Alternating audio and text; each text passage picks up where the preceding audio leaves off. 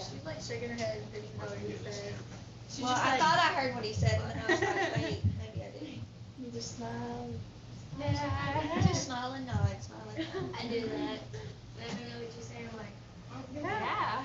so if I look really blank, but I'm shaking my head, I don't know what you're saying. Or like if they say something, you just laugh and be like, well, what was your answer? And I was just like, Okay. So, anyways, no paydays for the next few weeks, just this term, because we'll have a quiz over each little section of terms that we have. And then we'll talk about anatomical terms and everything in a minute. We probably won't get to everything today. Some of this we'll do tomorrow. Wednesday we have the blood drive. So what we'll do during the blood drive is we'll basically have class down in the hallway by the blood drive. So whatever we don't finish the next day or two, we can finish down here. So, okay, then it says we have your new group project. I know I love projects.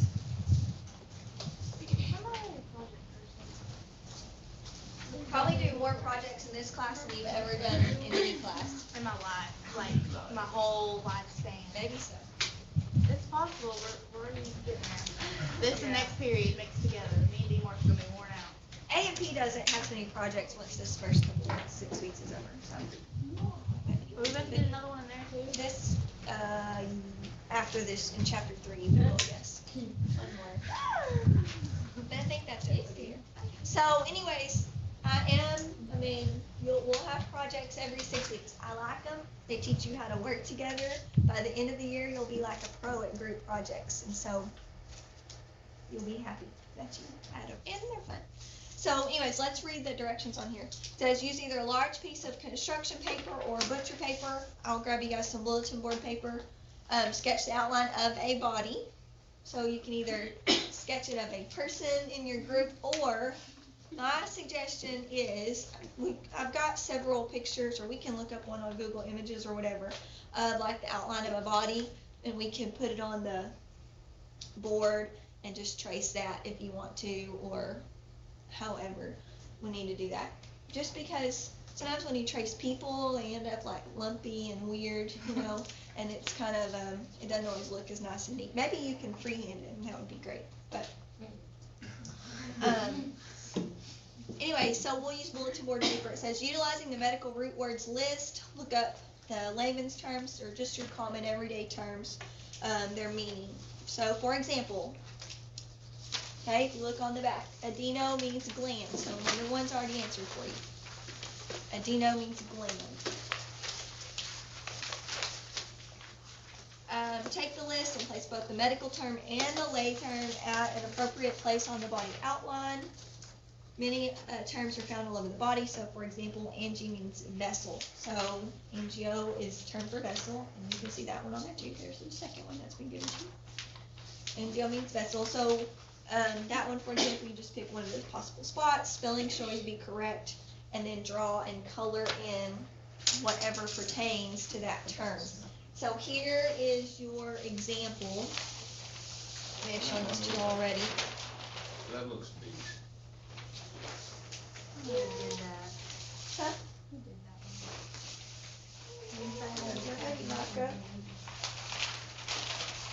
So this is hard because it's been rolled up, but what the layering that it's talking about doing at the end is that allows you to like put organs over other organs. So for example, like your kidneys are at the very back of your body, so you're not going to put your kidneys on the top, you know what I mean? It's hard to see the kidneys when you got other organs in front of it.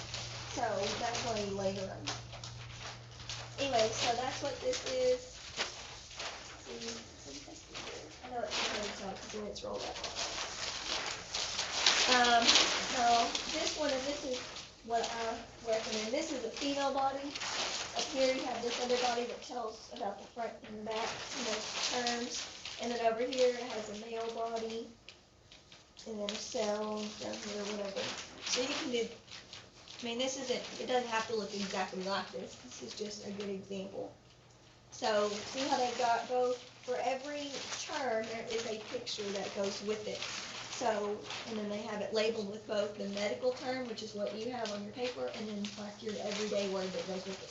Like brachy means arm, for example. So you put both brachy and arm. Now I know the words, turn over and look at your word list.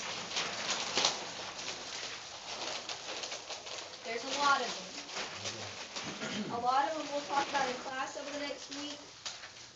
So a lot of them we won't. Those will be some that come on throughout the year.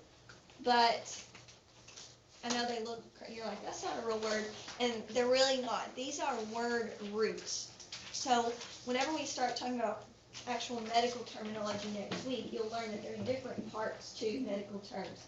And there usually is a root word that pertains to an organ or a specific procedure or body part or whatever. Kind of like brachy, I said, you don't really say brachy by itself, but I might say brachial, which means pertaining to the arm, or brachio, antebrachial, which means the front of the arm. Make sense? Kind of. Well, it'll make more sense next week when we start learning the terms.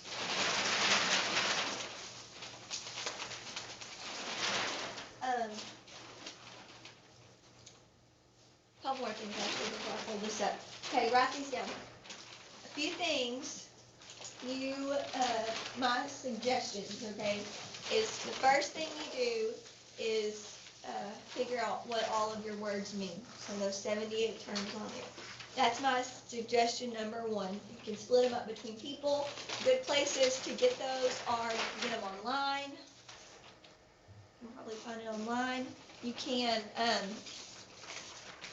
there's yellow textbooks down here, say language of medicine. Those are good ones. It has a good glossary in the back. That's actually a medical terminology book, so most of these should be in there. Your blue textbooks, a lot of them will be in there as well. There's a whole chapter on medical terminology. Like I said, you can get them online or wherever. So that's my suggestion for the first thing you do first is split them up. However, make sure everybody gets them done. This is due for you guys on October 25th. I think I wrote the 22nd on there, but I'm gonna bump it back to that Friday. Just make it easier to let it be due on Friday, October 25th. Okay, yes. Do we just present these? No, not really. I mean, we'll hang them up and you'll show them to everybody, but you won't have like a formal presentation over it. Oh, okay, here's my next step. So, step one is, I know I get off on tangents. Step one is define all the terms. Step two, okay, is figure out which terms have a specific location in the body. So, for example, your spleen, okay? Your spleen only has one place in your body that it can go. If you put your spleen on your body down on the big toe or somewhere, I'm not going to give you credit for it, okay? So, keep that in mind. They need to go where they're supposed to go, but those are the ones you need to highlight them or whatever. Those are the ones that you need to figure out first. Because things like blood vessel, for example, you can go back and draw it in anywhere. Bones, you could go back in and draw in anywhere. Does that make sense? Mm-hmm. So I would look at those first. And then you can save the ones that can be any, like gland, for example, there's lots of glands in your body. So save that one for the end. Save vessel for the end. Save bones for the end. So skin, another example.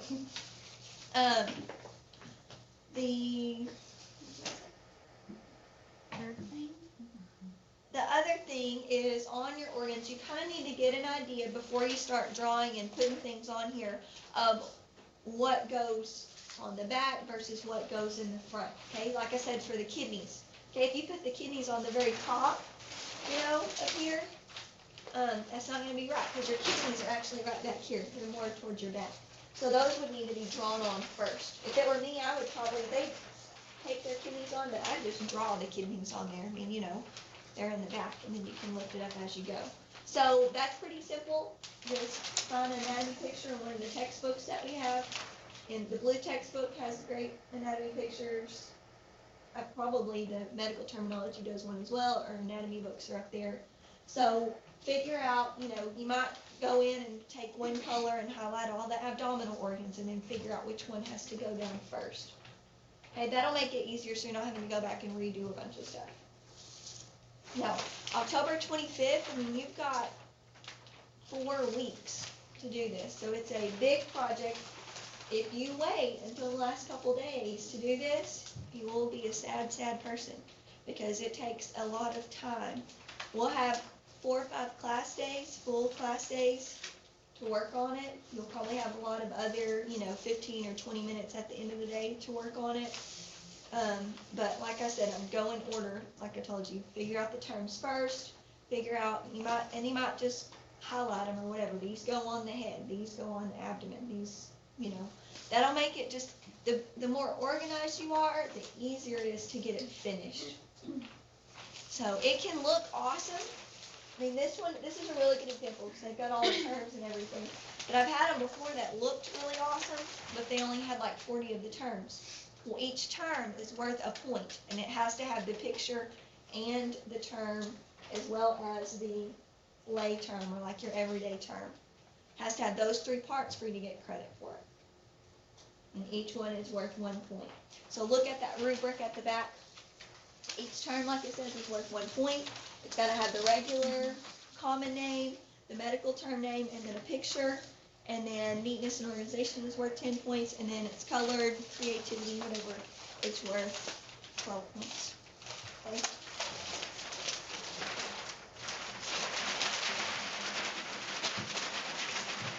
It's a fun project, and I'm not going to count off if your drawing's not good, okay? But, if your foot looks like a hand or something, then yes, you probably will, that's not really going to work. But, I mean, you're not getting graded on how good your drawing is. You're getting graded on if you have a picture that goes with your term, as well as the regular everyday term, and if it's in the right, at least close to the right location.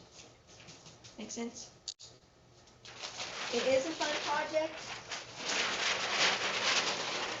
It just takes time. So.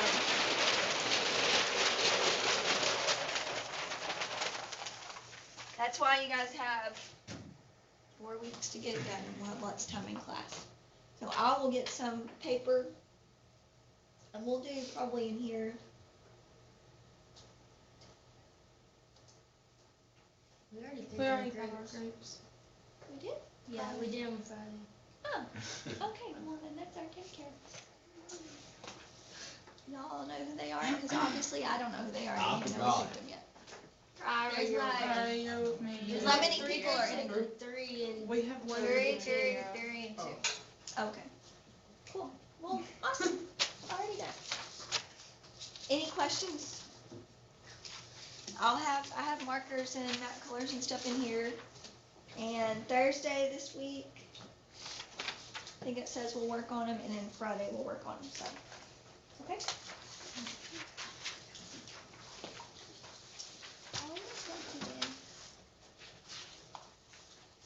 Okay. Y'all grab your. Do I pass off PowerPoint yet? No. Okay. This will look familiar to some of you guys. It's a little bit different than anatomy, but not much at all. It's the same basic one. I just added some things to it.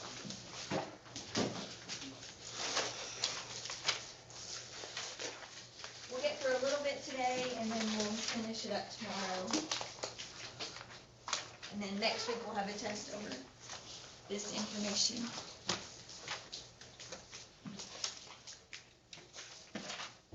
Okay. Okay, planes, body planes. What is a plane in geometry? Flat A flat surface, right? Okay, well, when we are talking about body planes, we're just talking about a surface or a line in which you separate the body. So,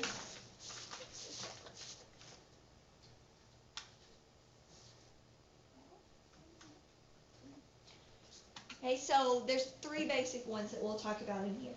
So whenever you think of a plane, okay, you gotta think of it as that line or as that surface that separates an area. So the median or mid-sagittal plane, this one divides the body into equal right and left sides. So when you think about that plane, it just goes straight through the body, right between the eyes, all the way down. separates the body into right and left portions. Okay, the mid-sagittal plane, anytime you hear this mid or median, any ideas on what it might mean? Middle, okay? Just like median, like when you're talking about median and mode. Okay, it goes right down the middle. This is the only plane that separates the body into equal halves. Right? Because if I separate it this way, it's not really equal halves because the top of my body looks a lot different than the bottom of my body. Hopefully. So, otherwise that'd be strange.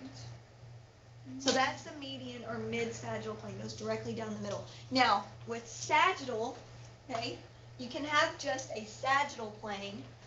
It doesn't necessarily go right down the middle. It could go like here, or on the side somewhere. But mid-sagittal means it's directly in the center. Make sense? Mid-sagittal. Okay, the frontal or coronal plane. This one separates the body into front and back portions. Okay, so separates the body this way. Now I know you think, oh, why are we talking about separating the body? Well, here is an example of a chest CAT scan of the chest, okay, probably more, kind of looks like more in the back, but anyways, but this way, where they have taken that, do you see why it's on the coronal plane? They're taking it out this way. Now this is a spine, somebody with pretty severe scoliosis is what that would be. You can always see lungs because they're the darker areas, air, CAT scan, and x-rays always comes out just black space, what it looks like. Anyways, but that's what this is. It's taken this way. That's why this is set on a coronal plane or a frontal plane. Okay, and then the last one is a transverse plane. Now I always remember this because trans means through or across. So I just think it goes right through the middle of the body. I don't know. Anyway, so transverse plane just separates it into upper and lower portions. And it can be anywhere. It could be across the belly. It could be here at my neck or wherever. It just means like a horizontal plane across the body. I think I've already got this. Here is an example of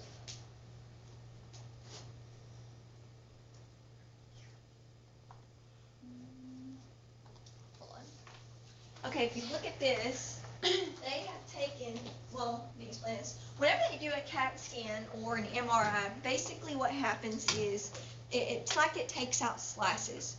So if y'all ever had a CAT scan or MRI or anything? I had to drink that stuff. Oh, yeah. I'm sorry. It goes, your body goes through this like tube, kind of like a round tube. And so what happens is you'll hear it. You can hear the thing inside of it spinning.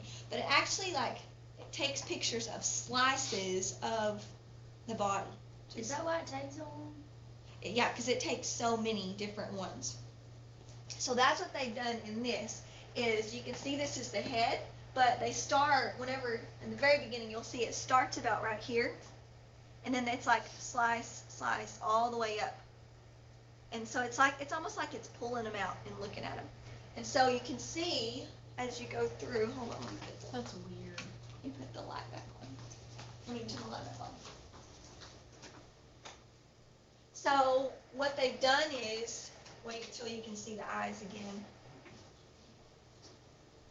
The eyes will be right here. You can see a little dark spot where their eyes would go. There they are, see it?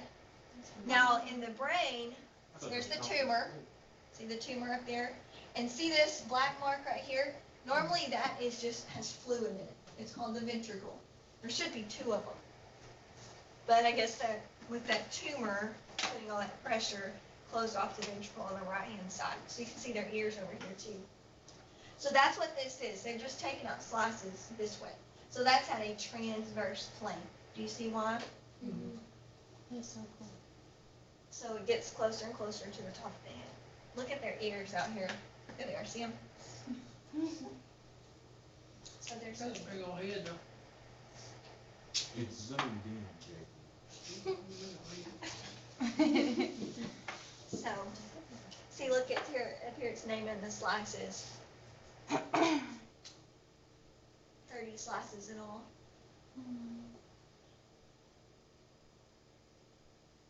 Anyway, so just gives you an idea of why that is used, okay? Why we would use this. Okay, couple things you might want to note. As far as anytime that we talk about these terms, the directional terms, the planes, anything like that, we're always referring to a person in anatomical position, okay? And what that means is that they're facing forward, their palms are towards the front, their hands are out to their sides, feet are kind of apart, top of their foot is considered the front, front. If I've got them pointed like this. That's anatomical position. I always think of it, y'all seen that, I probably talked about this the other day, but y'all seen that painting that Da Vinci did where he's got the man, and he's got the circle around him. I always think, when I think of anatomical position, I think of that picture because that reminds me of what that looks like. So anytime we can be talking about, I don't care if they're standing on their head and they're turned around backwards. The front is always the front, the back is always the back. Does that make sense? Anything that is towards the head is always the same. It doesn't matter what direction they are. It's always in reference to someone as if they were in anatomical position. How you always, if you're describing where a wound is or whatever. Okay? So kind of keep that in mind as we go through. The other thing to keep in mind is that, I lost my train of thought. Oh, the patient's right, anytime you consider something right or left, it's always their right and left. So if you're looking at a picture of a person, or if you're talking about a patient and you're talking about their right arm, it's always their right when you describe it. Not yours, it's theirs. So it doesn't matter if you're sitting at the head of their bed and they're in front of you, or if you're in front of them, like the right is always the right on them. Make sense? Always in response to the patient. The other thing with that, write down this word. Write down extremities. E-X-T-R-E-M-E-T-I-E-S.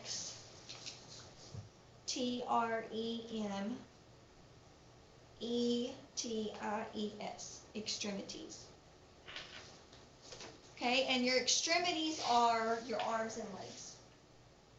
So when you hear that word extremities, know that you're talking about arms and legs. So if I say right upper extremity, what am I talking about? Right arm. Your right arm. Okay, if I'm talking about your left lower extremity, what am I talking about? Left leg. Okay, makes sense? Your upper extremities are your arms, your lower extremities are your legs. And those actually all have abbreviations. R-U-E is right upper extremity. L-U-E is left upper extremity, and the same. L-L-E and R-L-E. So, we'll have those abbreviations later, but I didn't want you to hear, because I'll say that word a lot, and I want to make sure you understand it. Okay, this next little section of words we're going to talk about are directional terms. That means that they just give us an idea of where something is on the body. So, for example, let's say I've got a patient and they have 5 wounds that I'm dressing on their body. Okay? Let's say they have 2 wounds on their ankle. If I say, I want to specify that they have one on the inside of their ankle or the outside of their ankle, or, there's specific words that we use to describe the location of things on the body. So the first one of those is medial, and we said medial means what? Middle. So the term medial means towards the center of the body. Or if you want to think of it, you can think of it as it's towards the mid-sagittal plane. And remember, where's the mid-sagittal plane? Directly down the center of the body. It separates the body into equal halves. So medial you can think of it as it's near or towards the mid-sagittal plane. A good example of this, like this picture. Okay, this is the medial aspect of the right foot. Everybody see why it's medial? I can tell because the big toe's right here, so I know it's this part of the foot.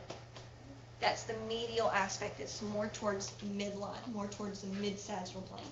Is that really how your arch of your foot is supposed to be? Well, this doesn't have skin on it, so I know, no. but like some people have like a big arch and other people It just have depends like. on the person. This is just a drawing. But yes, so Teachers and students, at this time, if you would, please release the varsity band members. Varsity band members, please report to the band hall at this time. so this, for example, medial, okay, and you'll see these terms used a lot, especially when we start to learn the bones. You'll see these directional terms are used a lot. So, for example, the malleolus, you may know where the malleolus is? It's your ankle bone. So, it's the end of your tibia on this side or the end of your fibula. Sorry, other way around. End of the fibula on the outside or end of the tibia on the inside. So, your inner ankle bone is called the medial medial malleolus, okay, because it's towards the midline. The medial malleolus is there. It's your ankle bone that sticks out. Okay. Tell somebody next time they don't leave you alone, you're going to kick them in their medial malleolus. See what they say. Okay, the next term is lateral. Okay, lateral means to the side, right? We learned that last week. We talked about bilateral, which means what? Two sides. Okay, so lateral means side, so it's the opposite of medial. So medial is towards the mid-sagittal plane, lateral is towards the sides of the body. So this is my medial malleolus. What do you think this is called? Lateral Lateral malleolus. Got this now. Yeah. So medial versus lateral. I always remember, well, maybe that might not help you. I don't want to confuse you. Sometimes when I say things that help me, they just confuse everybody else. But you could think like, no, that's not really very good. Never mind. Okay, this next term is anterior or ventral. Anterior or ventral. These mean towards the front. Okay, so your face, for example, is anterior. Okay, your belly button is anterior or ventral, unless you have your belly button on your back. And I don't know anyone who does. Sorry. Okay, but anterior or ventral means towards the front.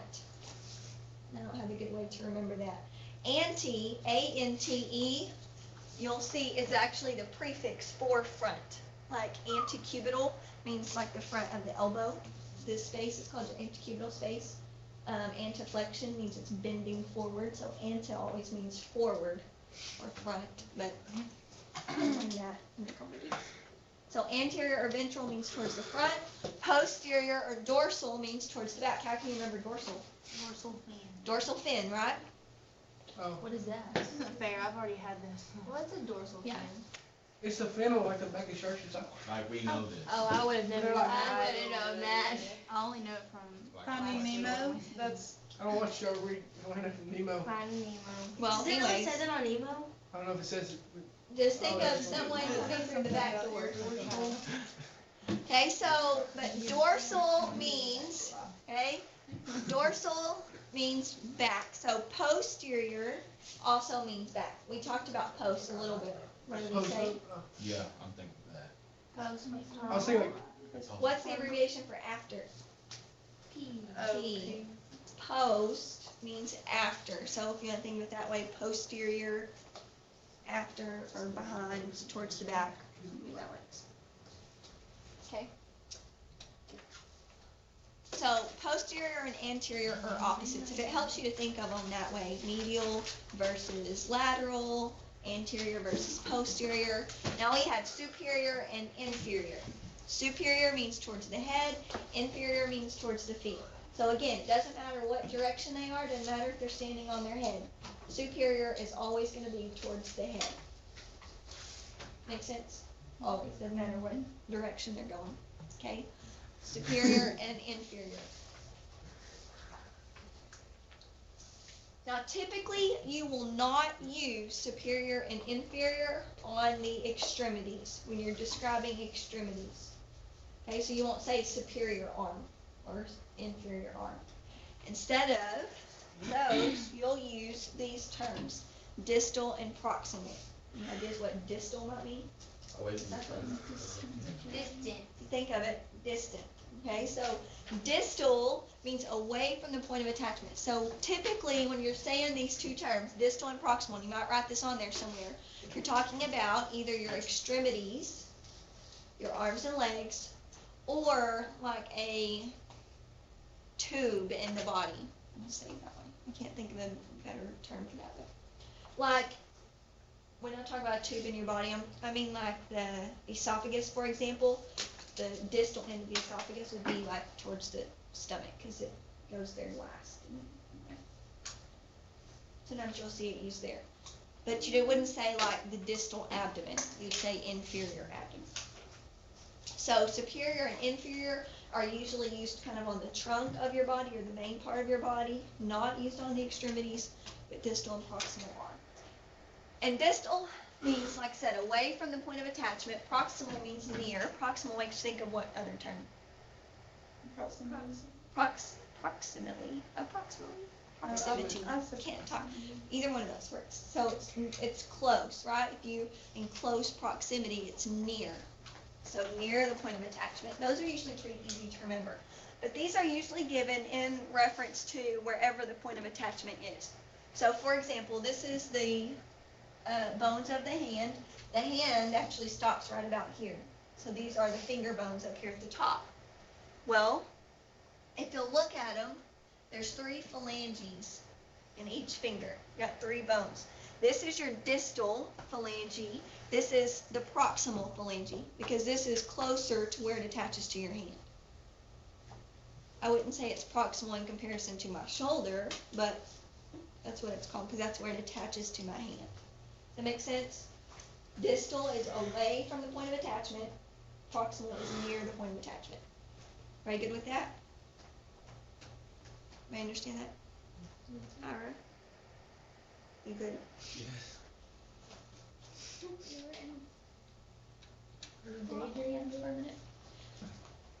Okay, these last couple of terms, as far as directional terms go, have to do with depth. Okay, superficial means shallow or near the surface. So, for example, your epidermis is superficial, right? That's the top layer of skin. That's superficial or shallow. Okay, then you have the opposite of superficial is deep. So it's away from the surface. So, for example, my bones would be deep in comparison to my skin. Okay, my skin would be superficial. Make sense? Am I good with those terms? Pretty simple usually. Okay, good. Let's get through homeostasis. And then let's see where else.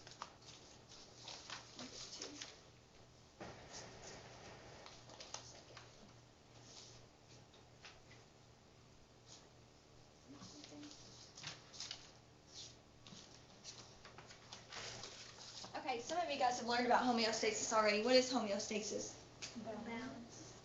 Balance, right? So where else have you guys heard about homeostasis besides anatomy? Good job. Okay, talking about the environment. What else? Do what? Biology. Good. Homeo means same. Okay. Stasis just means, I think of it as meaning stay. It means standing still.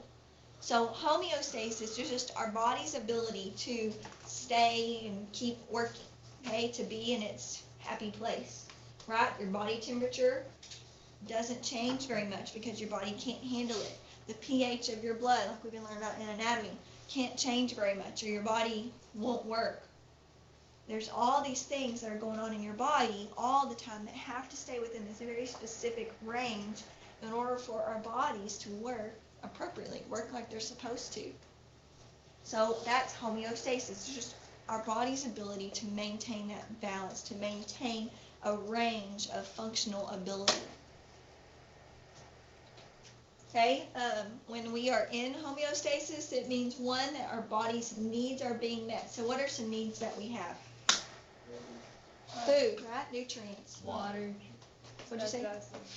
Water, what else? Air. Air, or more specifically, oxygen. Yes. Anything else? Those are the main things. We need sleep, right? You can't live without sleep. Sleep's overrated. You can't live without it. I love sleep. Sleep is amazing. I want. Okay, those are things we have to have. What's another thing? Do y'all remember something really interesting about the air that we have to have for our bodies to work? Starts with an A. 2 words. Second word starts with a P. We'll learn this in anatomy. Do you know? I can't remember. Has to do with our lungs being able to exchange air like they're supposed to. Yeah, you lost him. Atmospheric pressure. Oh, okay. Makes sense That's so now. stupid now. Atmospheric pressure, okay, is, which sounds, you think, oh, well, that's weird, but it's true. We have to have a specific, our bodies are made to withstand a specific amount of pressure, just atmospheric pressure that it needs. And it actually, the reason that our lungs work like they do is because of that pressure. That's how our lungs work. We'll learn that when we talk about the respiratory system. But they exchange air because of the amount of pressure that's on them at any given time. Is that why, like, if you go to, like, the mountains or something, some people have trouble breathing? because That's it's part so of hot? it, yes. Part of it is, and I read this not too long ago, and now I can't think of it right now. I think part of it is our body is not as well equipped to carry oxygen, so that's another thing. What about when you go really deep in the ocean? That changes atmospheric pressure. That's why, one, obviously you have to have your scuba gear and that pressure. But like your eardrums, for example, have you Yeah, ever why been do they scuba pop? diving? And they pop. Why do they pop? Yes. Yeah, When I went scuba diving, we went down, and every 10 feet you go down, you had to what's the word I'm looking for? Decompress? I don't know what the word is. Anyways, make my ears pop because of that pressure that the water, like, underneath was putting on it. Kind of like when you're in an airplane. Yes, same thing as when you're in an airplane. Yeah, that does hurt. Well, I've never been on a plane. So, I mean, airplane, if I or go if you in go up in the mountains, yeah. My ears But start why does popping. gum make your ears not, like, if you have, In that chewing motion and swallowing has to do with the pressure because the back of your throat is connected to your ears. cause Mom always used to get us, like, every time we would go to Vegas, we would get red hot gum, Yeah, because, and that's why, especially if you guys ever remember this, put this in your, like, future pocket in your brain. If you ever take babies on an airplane, I haven't taken my baby on an airplane yet, but if you ever take them, make sure you feed them or give them a pacifier or something while you're going up and coming back down, because they obviously they don't know to equalize that pressure. And so if you do that, you give them something to eat or give them a pacifier, that will make them swallow, which will help their ears to pop as they go up and down. I'm sure that'd scare the mess out of them. First That time would I hurt. I mean, it hurts. You know what it feels like. So, anyways, side note, put that in the back of your brain for a few years. But anyways, when we're in homeostasis, our body is functioning normally, and every organ has a role.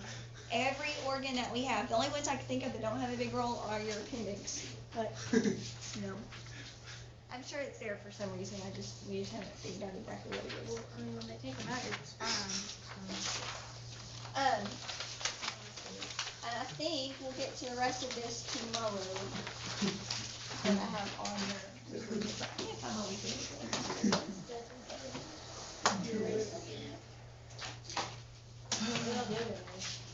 Gives you paper that's freaking hard. Yeah, for real. Alright, forget that. would you break me one? We'll talk about cavities tomorrow.